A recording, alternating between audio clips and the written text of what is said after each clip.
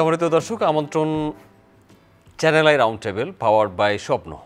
আজকের আলোচনার বিষয় কেমন হবে নির্বাচন। এই রাউন্ড টেবিলে আলোচনার জন্য আমাদের সাথে স্টুডিওতে উপস্থিত আছেন রাশেদ খান, সাধারণ সম্পাদক, গণ অধিকার পরিষদ।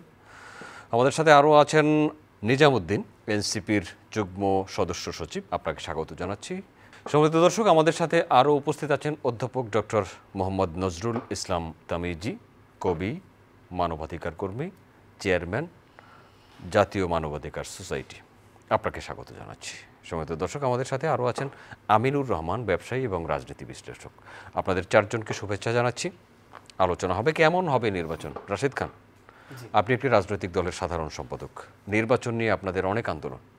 নির্বাচনে প্রতিদ্বন্দ্বিতা, নির্বাচনে প্রার্থিতা দেওয়া, নির্বাচনী জোট, নির্বাচনী আইনশৃঙ্খলা পরিস্থিতি, নির্বাচনে সরকারের প্রস্তুতি, আপনার দলের প্রস্তুতি, কেমন হবে নির্বাচন? ধন্যবাদ সবাইকে, শুভেচ্ছা। অন্তর্বর্তীকালীন সরকারের মাননীয় প্রধান উপদেষ্টা তিনি সবসময় বলছেন যে আমরা একটি সেরা নির্বাচন করতে চাই। এমনকি বলছেন যে এই নির্বাচন হবে আন্তর্জাতিক মানের নির্বাচন, এই নির্বাচন হবে ইতিহাসের সেরা নির্বাচন, গ্রহণযোগ্য নির্বাচন। কিন্তু তিনি হয়তো ভুলে যাচ্ছেন যে সেরা নির্বাচনের জন্য পরিবেশটা খুবই গুরুত্বপূর্ণ। এখনও পর্যন্ত আমার কাছে মনে হয়নি যে সরকার আসলে নির্বাচনের পরিবেশ তৈরির দিকে খুব বেশি মনোযোগ দিতে পেরেছে। বিশেষ করে আমাদের রাজনৈতিক দলগুলোর মধ্যে যে ধরনের বিভাজন এবং যে ধরনের মতপার্থক্য, এবং সরকারের মধ্যেও আমার কাছে মনে হয়েছে যে তারাও আসলে দ্বিধান্বিত। বিশেষ করে দৃশ্যমান সরকার, অদৃশ্যমান সরকার, নানান ধরনের আলোচনা আছে। এখন সরকারের উপর আসলে প্রভাবটা কার বেশি, রাজনৈতিক দলের নাকি আসলে অদৃশ্যমান সরকারের?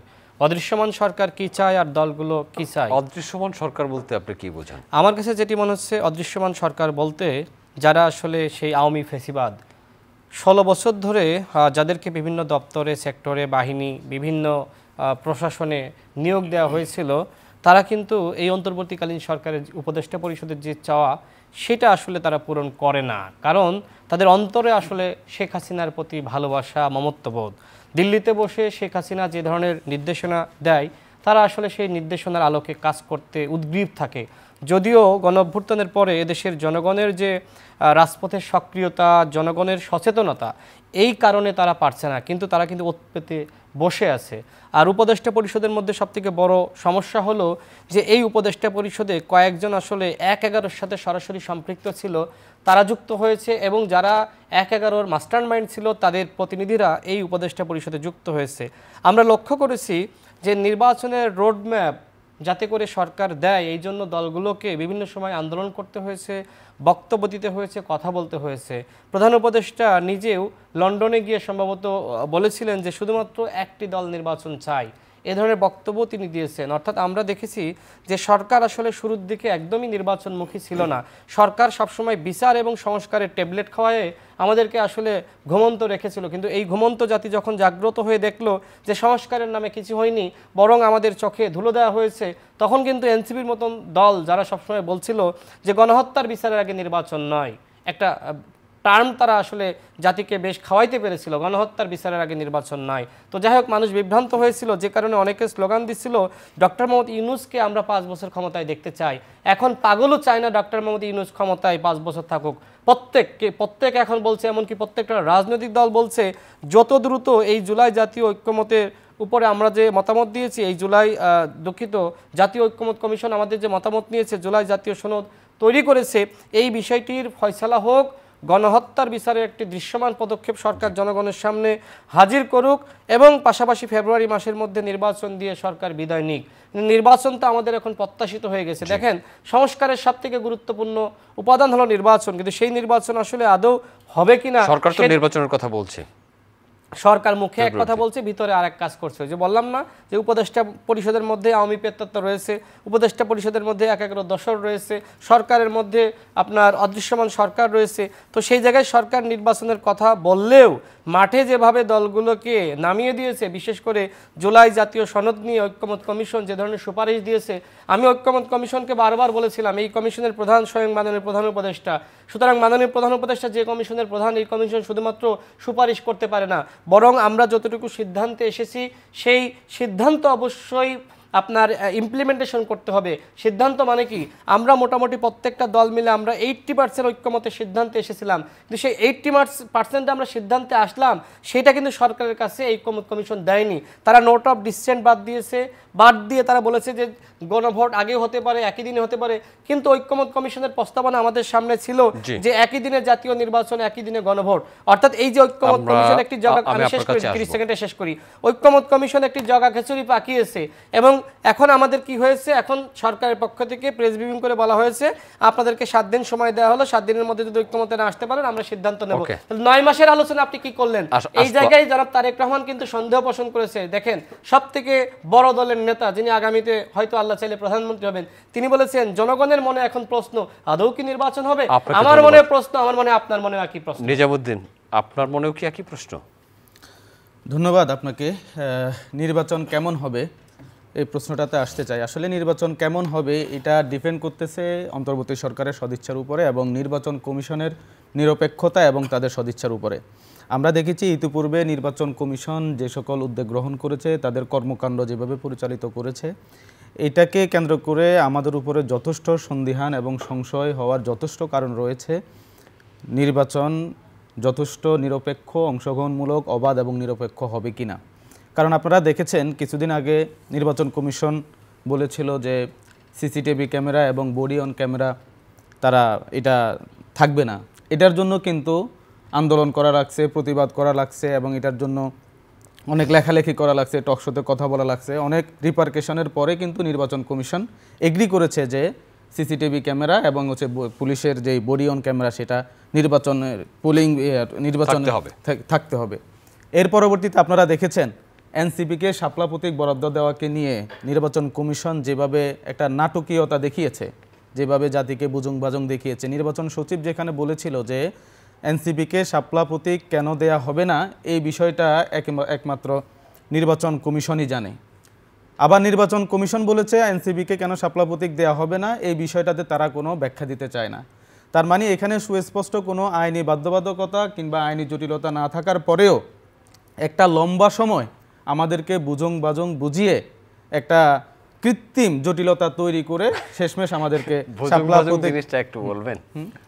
বুজুং ভাজুং, এই যে ভুলভাল বুজুং বাজুং এটা সবাই বুঝে। এই যে আমাদেরকে একটা জাতীয় প্রতীকে আপনার শাপলা প্রতীক আছে এই জন্য দেয়া যাবে না, আপনি নানান কিছু আছে। তারপরও শাপলার কলি তো দিয়েছে, শাপলা কলি দিয়েছে, শাপলা তো আর দেয়নি। তারা আমাদেরকে যে যৌক্তিকতা দেখিয়েছিল যে শাপলা প্রতীক এটা একটা জাতীয় প্রতীক। আমাদের প্রশ্ন হচ্ছে জাতীয় প্রতীক তো শুধু শাপলা প্রতীক নয়, জাতীয় প্রতীকে এখানে ধানের শীষ আছে, এখানে তারা আছে, আরো অনেকগুলো প্রতীকের সমন্বয় আমাদের জাতীয় প্রতীক। তাহলে যেখানে জাতীয় প্রতীকে শাপলা ধানের শীষ আছে, তাহলে বিএনপি কিভাবে তাহলে সেখানে তারা তাদের প্রতীক বরাদ্দ পায়? এই প্রশ্নগুলো কিন্তু 2001 সালে উত্থাপিত হয়েছিল। এই বিষয়ে শেষ হয়ে গেছে, আমরা ভিন্ন বিষয়ে কথা বলি, নির্বাচন বিষয়ে কথা বলি। একই বিষয়ে আপনার আইন শৃঙ্খলার বিষয়েও আমরা যথেষ্ট উদ্বেগের কারণ আছে। লন্ডন মিটিংয়ের পরে আমরা দেখতে পাচ্ছি তৃণমূলে প্রশাসনের ভেতরে এক ধরনের সাইকোলজিক্যাল একটা চিন্তা গ্রো করেছে যে হয়তো বা বিএনপি ক্ষমতায় চলে এসেছে, সুতরাং আগামীতে বিএনপিকে রাজি খুশি করাতে হবে। এই দিক থেকে অলরেডি আইনশৃঙ্খলা বাহিনী, প্রশাসন বিএনপির সম্ভাব্য প্রার্থীদের ইন্টারেস্ট ম্যাক্সিমাইজের জন্য তারা অলরেডি প্রস্তুত হয়ে আছে, যার কারণে লেভেল প্লেয়িং ফিল্ড যে নির্বাচনের জন্য আমরা একটা লেভেল প্লেয়িং ফিল্ডের কথা বলে আসছি অন্যান্য প্রার্থীদের জন্য, সেটি এখনো পর্যন্ত নিশ্চিত হওয়ার কোনো পরিবেশ আমরা দেখতে পাচ্ছি না। এনসিপি কি জোট করছে? এনসিপি এখনো পর্যন্ত কোনো জোট করার চিন্তা ভাবনা করছে না। আপনারা দেখেছেন আমাদের শীর্ষ নেতৃবৃন্দ একাধিকবার ঘোষণা দিয়েছে এনসিপি 300 আসন নির্বাচন করবে। তবে দেশ নেত্রী, আপসীন নেত্রী খালেদা জিয়া যে সকল আসনে নির্বাচন করবে সেখানে এনসিপি কোনো প্রার্থী দেবে না, সেটা আমাদের শীর্ষ নেতৃবৃন্দ ঘোষণা দিয়েছে। এনসিপি তার নিজস্ব সক্ষমতার আলোকে তার স্বাতন্ত্র্যতা বজায় রেখে 300 আসনে নির্বাচন করবে। এটা অবশ্য রাজনীতিতে শেষ কথা বলে তো কিছু নেই, আলোচনার দরজা অবশ্যই খোলা থাকবে। তবে এখানে একটা কথা আমাদের সদস্য সচিব বলেছেন যে এনসিপির লক্ষ্য আদর্শের সাথে যাদের সাথে মিলবে এবং জুলাই সনদ নিয়ে যে ধোঁয়াশা সৃষ্টি হয়েছে এবং জুলাই আকাঙ্ক্ষা এবং স্পিরিট বাস্তবায়নের জন্য যে সকল দলের সাথে আমাদের ঐক্যমত হবে তাদের সাথে জোট হওয়ার, তাদের সাথে একসাথে হওয়ার সমূহ সম্ভাবনা। আপনাকে ধন্যবাদ। নজরুল ইসলাম তামিজি, আপনি কেমন দেখেন নির্বাচন কেমন হচ্ছে বা হবে?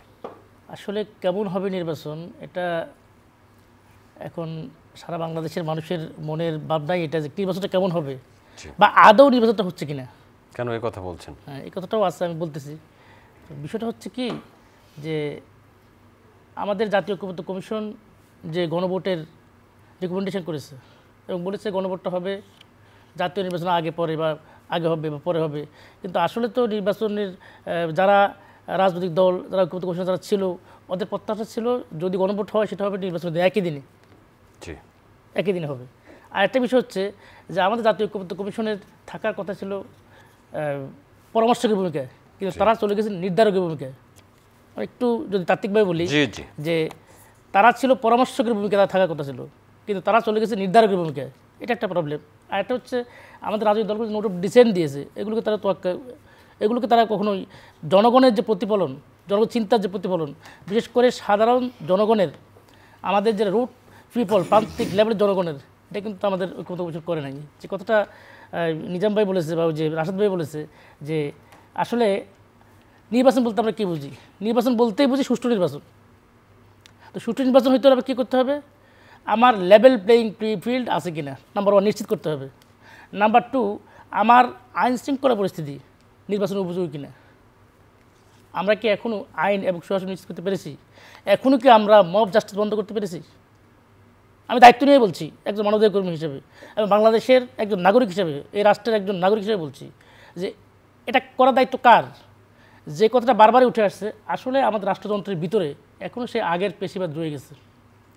এখনও যে আমাদের পেশিবাদী যে গভর্নমেন্ট ছিল গত 16 বছর, ওই 16 বছরের যারা ছিল তারা কিন্তু এখনও ভিতরে আছে, আমাদের ব্যুরোক্রেসির ভিতরে আছে। আমাদের আইন শৃঙ্খলা পরিস্থিতি এখন আমরা যদি পুলিশের কী ভূমিকা দেখছি, আমরা পুলিশের যে পতনটা দেখেছিলাম আমাদের বিপ্লবের সময়, জুলাই আগস্ট বিপ্লবের সময়, আমরা এখনও কিন্তু পুলিশের সাথে আগে সেরাটা দেখছি। আমি নিজে প্র্যাকটিক্যাল বলতেছি, আমার আসনে বা আমি যখনই কোনো থানায় ভিজিট করি যে কোনো কাজে, আমার কুমিল্লা 8 এবং আমার লোকাল এরিয়া কুমিল্লা 8, বরুড়া কুমিল্লা জেলার, আর আমার ঢাকা হচ্ছে ঢাকা 5। ঢাকা 5 আপনারা জানেন যা যাত্রাবাড়িতে হচ্ছে নবীর এলাকা। আমরা কি দেখি, থানায় গেলে কি দেখি, কাদের প্রভাব দেখি। আপনি নির্বাচন করবেন? আমি নির্বাচন করব কিনা সেটা আসলে এই বিষয়ে আমার কোনো ব্যক্তিগত ইন্টারেস্ট নাই, নির্বাচন করার মতো ইন্টারেস্ট নাই। আমি যেটা মনে করি, আমি মনে করি না যে মানুষের সেবা করতে, মানবাধিকার আন্দোলন করতে যে পার্লামেন্টে মেম্বারের দরকার আছে। ধন্যবাদ আপনাকে। আমিনুর রহমান, আপনি কি মনে করেন কেমন হবে নির্বাচন? ধন্যবাদ। আমার সহ আলোচকদের আলোচনাও শুনলাম। আসলে নির্বাচনটা আপনি 4টি দৃষ্টিতে দেখতে পারেন। এক হচ্ছে নির্বাচন যারা করতেছে সরকার, নির্বাচনে যারা জয়ী হচ্ছে, নির্বাচনে যারা পরাজিত হচ্ছে এবং জনগণ, নির্বাচনে যারা ভোট দিবে এবং জনগণ, মানে যে নির্বাচনের সুফল কারা পাবে। তো 4টি আঙ্গিকে যদি দেখি, আমরা আজ পর্যন্ত কখনোই দেখি নাই কোনো নির্বাচনের পরে সরকার যে কোনো বিশৃঙ্খলা নিয়ে স্বীকার করছে যে আমরা নির্বাচন করতে ব্যর্থ হয়েছি। মানে তাদের কোনো ব্যর্থতা, আজ পর্যন্ত কোনো সরকারের ব্যর্থতা আমরা স্বীকার করতে দেখি নাই। 2 হচ্ছে জয়ী দল। জয়ী দল সবসময় বলে নির্বাচন সুষ্ঠু হয়েছে। 3 পরাজিত দল, যতই সুষ্ঠু হোক সে বলবে নির্বাচন সূক্ষ্ম কারচুপি, স্থূল কারচুপি, বিভিন্নভাবে। 4 নম্বর হচ্ছে জনগণ। জনগণ এই নির্বাচনের দ্বারা কি পাবে?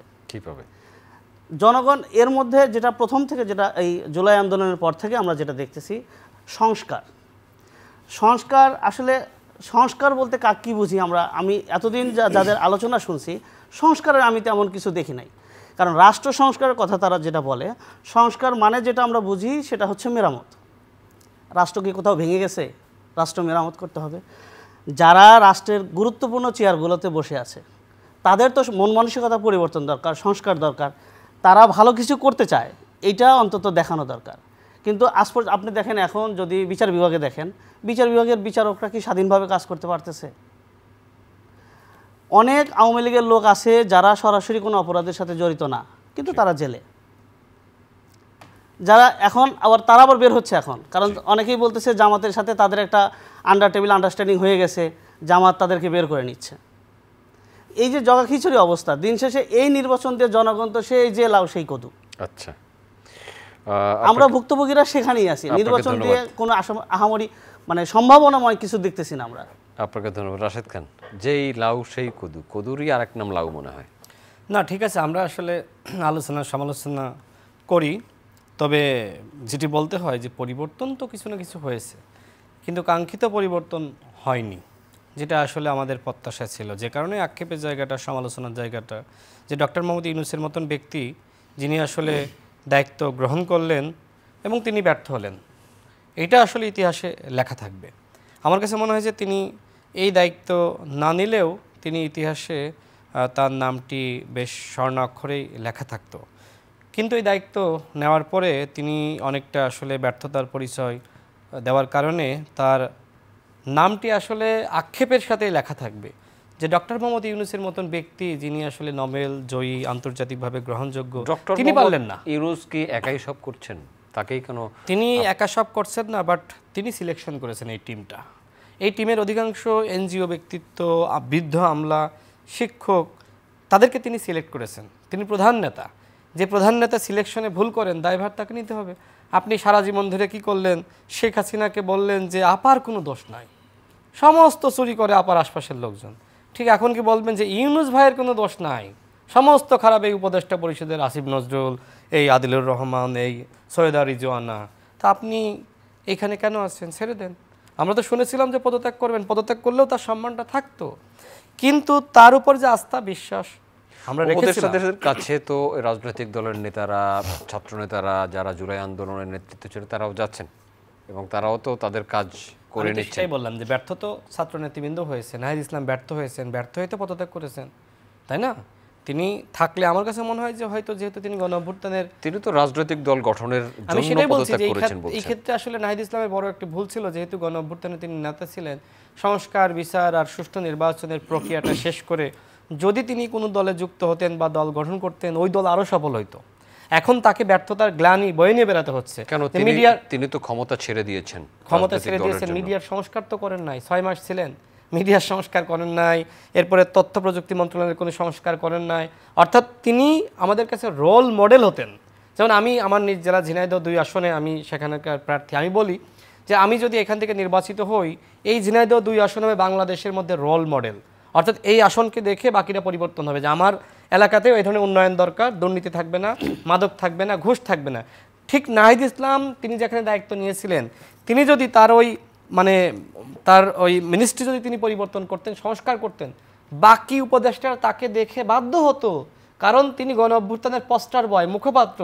যখন তিনি আসলে এক ধরনের ব্যর্থ হচ্ছেন এটি মনে করে পদত্যাগ করে আসলে দলের দায়িত্ব নিলেন, যে রাজপথে গিয়ে দাবি জানাতে হবে, তাকে মাথায় রাখা উচিত যে আসলে চেয়ারে থেকে এই যে কলম দিয়ে সাইন দিয়ে অনেক কিছু করা যায়, তাই না? এই চেয়ারের বাইরে এই রুম থেকে বের হয়ে গেলে আমি কথা বলতে পারবো না। ধন্যবাদ তো আপনাকে। এই জিনিসটাই হয়েছে। আমি আর একটু অ্যাড করি, ঠিক একইভাবে আসিফ মাহমুদ, মাহফুজ আলম, তাদের উপরে আমাদের আস্থা ছিল। তাদেরকে নিয়েও নানান ধরনের বিতর্ক এসেছে, তারা ওই বিতর্কগুলো সামলাইতেই সময় চলে গেছে।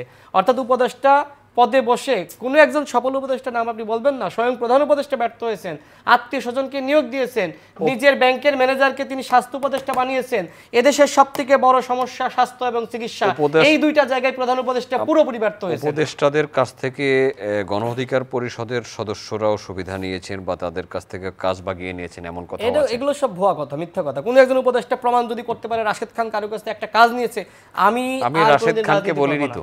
আমি তো দলের সাধারণ সম্পাদক, তাই না? আমি তো দলের সাধারণ সম্পাদক, দলকে তো রিপ্রেজেন্ট আমিই করি। এখন আমার দলের মধ্যে হাজার হাজার মানুষ একজন ব্যক্তি নিয়ে একটা বিতর্ক হইতে পারে, সেইটাকে কেন্দ্র করে তো পুরো দলকে তো সরব করা যাবে না। নিজামুদ্দিন অনেকগুলো কথা বললেন, এনসিপি নিয়েও কথা বলেছেন, এনসিপি প্রধানকে নিয়েও কথা বলেছেন। ধন্যবাদ। আমরা জুলাই অভ্যুত্থান পরবর্তী সময়ে আমাদের যে প্রত্যাশা ছিল নতুন বাংলাদেশ বিনির্মাণে এবং রাষ্ট্রীয় সংস্কারে, আমাদের প্রত্যাশা অনেকাংশেই বাস্তবে প্রতিফলিত হয়নি। সেটার অনেকগুলো কারণ আছে। সেই কারণের ভিতরে আমরা অনেকেই যাচ্ছি না, ভাষা আলোচনা করতেছি। কেন হয়নি সেই প্রশ্নের উত্তরটা আমাদেরকে খুঁজতে হবে। দেখুন, আমরা কিন্তু পরিবারতন্ত্রের বিলোপ চেয়েছি, যেই পরিবারতন্ত্রের কারণে বাংলাদেশ বারবার তার গতিপথ হারিয়েছে। স্বাধীনতা পরবর্তী সময়ে ৭১-এ পথ হারিয়েছে, ৯০ পরবর্তী সময়ে পথ হারিয়েছে, বারবার পথ হারিয়েছে। আমরা ঘুরে ফিরে সেই পরিবারতন্ত্রের মধ্যে ঢুকেছি। আমরা যে জন্য সংস্কার চেয়েছি যে দলীয় প্রধান এবং সরকার প্রধান একই ব্যক্তি হতে পারবে না, যেটি হলে পরিবারতন্ত্রের অবসান হবে। কিন্তু একটি বৃহৎ রাজনৈতিক দল সহ অন্যান্য কিছু রাজনৈতিক দলও সেখানে নোট অফ ডিসেন্ট দিয়েছে। তাহলে সেখানে সংস্কার হবে কিভাবে? আমরা বলেছি রাষ্ট্রের যে বিদ্যমান কাঠামো, যে রাষ্ট্রীয় প্রতিষ্ঠানগুলো, সাংবিধানিক প্রতিষ্ঠানগুলো, যেগুলোকে ব্যবহার করে ফ্যাসিবাদ তার মূল শিকড় গেড়েছিল এবং কি রাষ্ট্রের ফ্যাসিবাদ তন্ত্রকে কায়েম করেছিল, সুসংহত করেছিল, সেখানে নির্বাচন কমিশন, পাবলিক সার্ভিস কমিশন এবং আমার রাষ্ট্রের জুডিশিয়ারি সহ অন্যান্য প্রতিষ্ঠানগুলোকে আমরা সেখানে বলেছি এই সাংবিধানিক প্রতিষ্ঠানগুলোকে নিয়োগের জন্য একটি স্বতন্ত্র এবং স্বাধীন কমিশন করার জন্য প্রতিষ্ঠান করার জন্য ন্যাশনাল কনস্টিটিউশনাল কাউন্সিল এনসিসি। সেখানেও একটি বৃহৎ রাজনৈতিক দল বিএনপি সহ কিছু রাজনৈতিক দল যেগুলো বিএনপির সাথে অ্যালাই করে, বিএনপি যেটা বলে সেগুলোকে শুধু ইয়েস নো উত্তর দেয়, সেই রাজনৈতিক দলগুলো সেখানে নোট অফ ডিসেন্ট দিয়েছিল। এবং আপনারা এই যে এখন হট ইস্যু দলীয় প্রতীকে নির্বাচন, আমরা দেখেছি যে জোটের প্রতীকে নির্বাচন করে নাম সর্বস্ব গণভিত্তিহীন কিছু লোক এর আগে এমপি মন্ত্রী হয়েছিল, হাসানুল হক ইনু, রাশেদ খান মেনন, দিলীপ বড়ুয়া, এই লোকগুলোর কোনো গণভিত্তি ছিল না, কোনো জনসমর্থন ছিল না, কোনো পাবলিক ম্যান্ডেট ছিল না, শুধুমাত্র একটা প্রতীক ব্যবহার করে কিন্তু তারা এমপি মন্ত্রী হয়েছিল। আমরা বলেছি এবং নির্বাচন কমিশনে এখন সেটা বলেছে যে দল সেই দলের প্রতীক নিয়ে নির্বাচন করতে হবে। এখানেও 12 দল এবং বিএনপি তারা এখানে নির্বাচন কমিশনকে চিঠি দিয়েছে যেন জোটের শরিকরা তাদের পছন্দনীয় প্রতীকে নির্বাচন করতে পারে। শুধু এখানেই শেষ নয়, আপনারা দেখেন আমরা এখন যে জুলাই সনদে এনসিপি কেন স্বাক্ষর করে নাই, এটাকে নিয়ে অনেক আলোচনা করা হয়েছে। এনসিপি একটা ম্যাচিউর দল, তারা ভুল করেছে, তারা রাজনীতি থেকে হারিয়ে যাবে, তারা রাজনীতিতে খুবই ম্যাচিউর ছেলে মানুষই করেছে। কিন্তু দেখেন যে জুলাই সনদের আইনি ভিত্তি না দেওয়ার কারণে জুলাই সনদকে যেই কনস্টিটিউশনাল অর্ডার কে দিবে, এটা কি চুপ্পু দিবে নাকি প্রধান উপদেষ্টা দিবে, এই বিষয়গুলো অস্পষ্ট রেখে যে জুলাই সনদে স্বাক্ষর করেছিল বাংলাদেশের প্রচলিত রাজনৈতিক দলগুলো, এটা সেই 90 পরবর্তী যেই রাজনৈতিক দলগুলো অভ্যুত্থানের সাথে অনেকটা বেইমানি করেছিল, তার সাথে এই জুলাই সনদে স্বাক্ষর করে তারই আরেকটা পুনরাবৃত্তি করেছিল। 3 জোটের রূপরেখার কথা, 3 জোটের রূপরেখার মতো। আমরা তো বলেছি যে জুলাই সনদটা যেটা স্বাক্ষরিত করেছিল রাজনৈতিক দলগুলো, এটা ওয়ান কাইন্ড অফ এমওইউ, যেটাকে মেমোরান্ডাম অফ আন্ডারস্ট্যান্ডিং হয়েছে। আমরা সেখানে স্বাক্ষর করি নাই, কিন্তু পরবর্তী সময়ে এসে এখন জনগণ বুঝতে পেরেছে আমরা কেন জুলাই সনদে স্বাক্ষর করি নাই। এর পরবর্তীতে একটা দলের মহাসচিব বলেছে যে আমরা নাকি স্বাক্ষর করার জন্য সুযোগ খুঁজতেছি। নজরুল ইসলাম তুমিজি, এই যে স্বাক্ষর হীনতা জুলাই সনদ আসলে আটকে আছে, জুলাই সনদ স্বাক্ষর করবে, স্বাক্ষর করার সঙ্গে তার লিগ্যাল অথরিটি কি? আপনি যদি লিগ্যাল কোনো অথেন্টিক বেজ খুঁজে না পান, আপনি কেন স্বাক্ষর করবেন? আমি কেন করব? আমি জুলাই সনদে জুলাই বিপ্লবের যারা নেতৃত্ব দিয়েছে তার মধ্যে তো আমাদের নাহিদ একজন, এবং তার নিজের যে এনসিপি সে স্বাক্ষর দেয় না। আমি মানবাধিকার কর্মীদের পক্ষ থেকে তাকে স্যালিউট জানাই, নাম্বার 1। নাম্বার 2 হচ্ছে বারবার যে কথাটা বলা হচ্ছে, বারবারই বলা হচ্ছে যে আমাদের যে আগস্ট বিপ্লবটা, আসলে বিপ্লবের চেতনাটা, মূল যে স্পিডটা, ওই স্পিড থেকে আমরা বেরিয়ে আসছি। আমাদের একটা চেতনা, একটা স্পিড ভুলুণ্ঠিত হয়ে যাচ্ছে। আমরা নিজেদেরকে দাবি করছি যে আমি রাষ্ট্রের স্বাধীন লোক, আমি দাবি করছি আমি রাষ্ট্রের কনসাস পিপল, আর আমি কনসাসলি ওটাকে অ্যাভয়েড করছি। কেন অ্যাভয়েড করছি বলতে, আমাদের রাষ্ট্রযন্ত্র এখন আপনি সচিবালয়ে যান, আপনি ব্যুরোক্রেটদের মধ্যে কত % লোক আপনি দেখেন যারা এখন হাইলি অফিসিয়াল, এদের মধ্যে কতজনকে শেখ হাসিনা সরকার নিয়োগ দিয়েছে, আগে এটা বের করেন, আপনি তখন বুঝে যাবেন। সরকার তো একটা চলমান প্রক্রিয়া, গভর্নমেন্ট অবশ্যই চলমান প্রক্রিয়া, কিন্তু আপনার যে নিয়োগ যে প্রক্রিয়া, ওই নিয়োগ প্রক্রিয়া তখন স্বচ্ছ ছিল না। 15 বছরে যাদের নিয়োগ হয়েছে তাদেরকে এক খোঁচায় বাতিল করে দেওয়া যাবে না? এক খোঁচা বাতিল করার কথা আমরা বলছি না, আমরা বলছি নিয়োগ প্রক্রিয়াগুলো স্বচ্ছ ছিল না। এখন সিনিয়রিটি এখন স্বচ্ছ আছে কিনা এটা বিচারের বিষয়। কারণ আমরা খুব স্বল্প সময়ে একটা গভর্নমেন্টকে আমি বলতে পারবো না যে ক্রিটিক করতে পারবো না, হ্যাঁ পারবো, কারণ আমরা দেখছি স্কাই মতো ক্লিয়ার দেখছি, আগের মতোই সব চলছে, সব কিছু আগের নিয়মেই চলছে। কিছু ব্যক্তি পরিবর্তন হয়েছে, ওই চেয়ার ওই পদটা ঠিক আছে, ওই পদের মধ্যে একজন ব্যক্তি আগে বসতো, এখন আরেকজন বসছে, তার রুলস তার রেগুলেশন একই আছে। এবং সব আমি সে কারণে বলি যে পেশিবাদী কাঠামো দিয়ে এবং 1961 সালের আগের যে কলোনিয়াল আইন, উপনিবেশিক আইন দিয়ে কখনোই আপনি রাষ্ট্রের কল্যাণ করতে পারবেন না, জনকল্যাণ রাষ্ট্র প্রতিষ্ঠা করতে পারবেন না। এটা মানবাধিকার কর্মীদের প্রত্যাশা ছিল এবং আমাদের প্রত্যাশা পূরণে বর্তমান গভর্নমেন্ট ব্যর্থ হয়েছে। ধন্যবাদ আপনাকে। আমিনুর রহমান, আসলে আজকের যে বিষয়টা হচ্ছে যে কেমন হবে নির্বাচন, আমরা আসলে নির্বাচন কেন্দ্রিকই থাকি। নির্বাচন কেমন হবে এটা তো আসলে ডিপেন্ড করে, যেটা আমাদের সহ আলোচকরা ইতিমধ্যে বলছেন, সরকার যেভাবে চাইবে, সরকার কিভাবে চাচ্ছে সেটা এনসিপির যিনি আছেন উনি বললেন যে ওনাদের দাবি মতো আপনার দলীয় প্রতীক, যাতে কেউ যার দলে সে প্রতীক দিয়ে ব্যবহার করবে, দলীয় প্রতীকগুলো, সেটা মেনে নিছে। কিন্তু যখনই তাদের পছন্দের শাপলা দিচ্ছে না, তখন আবার নির্বাচন কমিশন অন্যদের দ্বারা ভায়াস্ট হচ্ছে। মানে এই যে ব্যাপারটা, যতক্ষণ পর্যন্ত আপনি দেখেন 5ম সংশোধনের বিষয়টা যদি দেখেন, বিচারপতিদের বয়স বাড়ানো হয়েছে, জিয়াউর রহমান বাড়াইছে, এটা ঠিক আছে, সেই বিচারকরা আবার রায় দিয়েছেন বাকি সব বাতিল, শুধু বিচারপতিদের বয়স বাড়ানোটা ঠিক আছে। মানে যতক্ষণ যে কোনো বিষয় যতক্ষণ পর্যন্ত আমার ফেভারে থাকতেছে ততক্ষণ পর্যন্ত এটা ঠিক আছে, যখনই আমার ডিসফেভারে যাচ্ছে তখন আর ঠিক নেই। সার্বজনীন ফেভার নাই না, সার্বজনীন কোনো বিষয় বাংলাদেশে নাই। যখন যে দল ক্ষমতায় থাকবে সে সবসময় ভালো থাকবে। এখন ওই দিন দেখেন একদিন রিকশাওয়ালা বলতেছে যে এই মুহূর্তে এনসিপি এবং প্রফেসর ইউনূস ছাড়া আর কেউ ভালো নাই। একজন রিকশাওয়ালা সে বুঝতে পারতেছে যে এনসিপি এবং প্রফেসর ইউনূস ছাড়া কেউ ভালো নাই। প্রফেসর ইউনূস প্রথম থেকেই বলতেছে যে আমি রাষ্ট্র পরিচালনার কেউ না, আমি রাষ্ট্র পরিচালনা করতে পারি না। রিকশা চালক বলেছেন, হ্যাঁ, তার কথা উদ্ধৃত করছেন। জি। তো এখন দেখেন প্রফেসর ইউনূস যেটা বলতেছে প্রথম থেকেই যে আমি রাজনীতির লোক না, আমি রাষ্ট্র পরিচালনা করতে পারি না। ওনাকে যদি আপনি একটু ভালোভাবে দেখেন, উনি নোবেল পেয়েছে, এটা নিঃসন্দেহে আমাদের দেশের জন্য একটা গর্বের। নোবেলটা কিসে পেয়েছে? শান্তিতে। উনি লোক হচ্ছে অর্থনীতির, পুরস্কার পাইল শান্তিতে। আজ পর্যন্ত সারা পৃথিবীতে যতগুলো লোক শান্তিতে পুরস্কার পাইছে আপনি যদি একটু দেখেন সবগুলা ওই দেশের অশান্তির মূল কারণ। শিরিনিবাদী দেখেন, অং সান সুচি দেখেন, আশেপাশে যেখানেই দেখবেন আপনি, ওবামা সারা পৃথিবীব্যাপী যুদ্ধ করে বেড়াইলো, শেষ পাইল শান্তিতে। মানে শান্তিতেই যখন আর কোনো ক্যাটাগরি না থাকে তখনই তাকে শান্তিতে পুরস্কার দেয়। এই শান্তিতে যতগুলো লোক পুরস্কার পাইছে সবগুলো ওই দেশের অশান্তির মূল কারণ। আজকে দেখেন কিছু কিছু ডক্টর মোহাম্মদ যদি অ্যালাউ করেন, জি প্লিজ। এটা কি ডক্টর মোহাম্মদ ইউনূসকে কেন্দ্র করেও আপনার একই অভিমত? একই অভিমত। কি অশান্তি তিনি বাংলাদেশে তৈরি করলেন? দেখেন, যখন আওয়ামী লীগের সাথে বিএনপির আলোচনা হয়, মান্নান ভূঁইয়া এবং আব্দুল জলিল প্রথম 3 দিন আলোচনা করে শেষে তারা জানাইলো, যখন তারা সাংবাদিক সম্মেলন করছে বলছে যে হ্যাঁ অগ্রগতি হয়েছে। 5 দিন পরে বলতেছে কিছুই হয় নাই। তো 5 দিনের মাথায় কিছুই হয় নাই, কিন্তু 3 দিনের যে অগ্রগতি হয়েছিল আমার সেটা কই? সেটা কিন্তু নাই। সেটার জন্য কি ডক্টর মোহাম্মদ ইউনূস? না, আমি সেটা বলতেছি না। আমি তো প্রশ্ন করলাম সেটা, আমি সেই জায়গায় আসতেছি। আপনি মান্নান ভূঁইয়া একটা কথা বলছে যে লোহা তখনই আঘাত করতে হয় যখন লোহা গরম হয়, সবচেয়ে বেশি উত্তপ্ত থাকে, যখন সবচেয়ে বেশি উত্তপ্ত থাকে।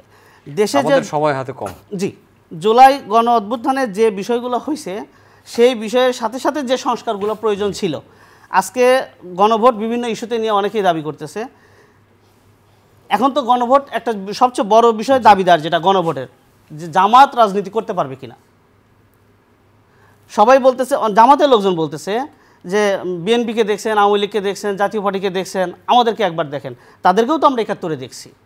জামাতের আমির বলতেছে যে আপনার যদি ওনার ক্ষমার মধ্যে ওনাকে যখনই 71 নিয়ে প্রশ্ন করা হয় তখন উনি সাথে সাথে 47-এ চলে যায়। 47-এ যায় বলে 47 থেকে ওই দিন দেখেন কি একটা তামাশা করছে। সে ঘড়ি ধরে বলতেছে আজকে 2025 সালের 23শে অক্টোবর কয়টা বাজে। মানে এটা কি তামাশার কোনো বিষয়?